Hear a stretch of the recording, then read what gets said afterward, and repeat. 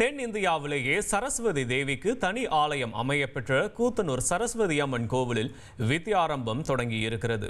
குழந்தைகள் நெல் மணிகளில் எழுதி கல்வியை தொடங்கி இருக்கின்றனர். கூடுதல் விவரங்களோடு இணைகிறார் செய்தியாளர் மணிகண்டன். வணக்கம். அங்கு இருக்கக்கூடிய கள விவரங்கள்.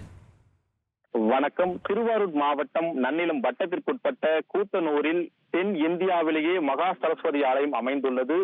இங்குதான் சரஸ்வதி தேவிக்கென்றே தனி ஆலயம் அமைய பெற்றுள்ளது. ஒட்டக்கூத்தர் என்னும் தமிழ் புலவருக்கு சரஸ்வதி தேவியின் அருள் கிடைக்க பெற்று ஒட்டக்கூத்தர் வழிபட்டதால் இந்த ஊர் கூத்தனூர் என பெயர் பெற்றது. இவ்வாறு வரலாற்று சிறப்புமிக்க இந்த ஆலயத்தில் தேர்வுக்கு செல்லும் மாணவ மாணவிகள் பேனா, பென்சில், நோட், புத்தகம், வெள்ளை தாமரை கொண்டு தேர்வில் வெற்றி பெற இந்த அம்மனை தரிசித்து செல்வது வழக்கம்.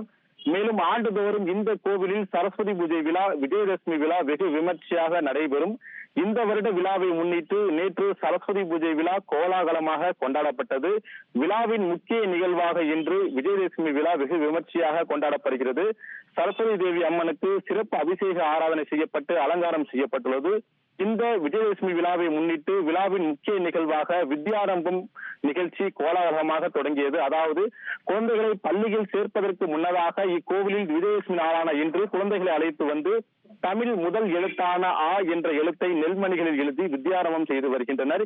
இந்த விழாவில் திருவாரூர் மட்டுமல்லாது தமிழகத்தில் இருந்து பல்வேறு ஊர்களில் இருந்து ஏராளமான பெற்றோர்கள் தம் குழந்தைகளை அழைத்து அந்த ஆலயத்திற்கு அழைத்து வந்து வித்யாரம்பம் எழுதி வருகின்றனர். மேலும் பாதுகாப்பு பணியில் நன்னிலம் துணை காவல் கண்காணிப்பாளர் தமிழ்மாறன் தலைமையில் 200க்கும் மேற்பட்ட போலீசார் ஈடுபட்டுள்ளனர்.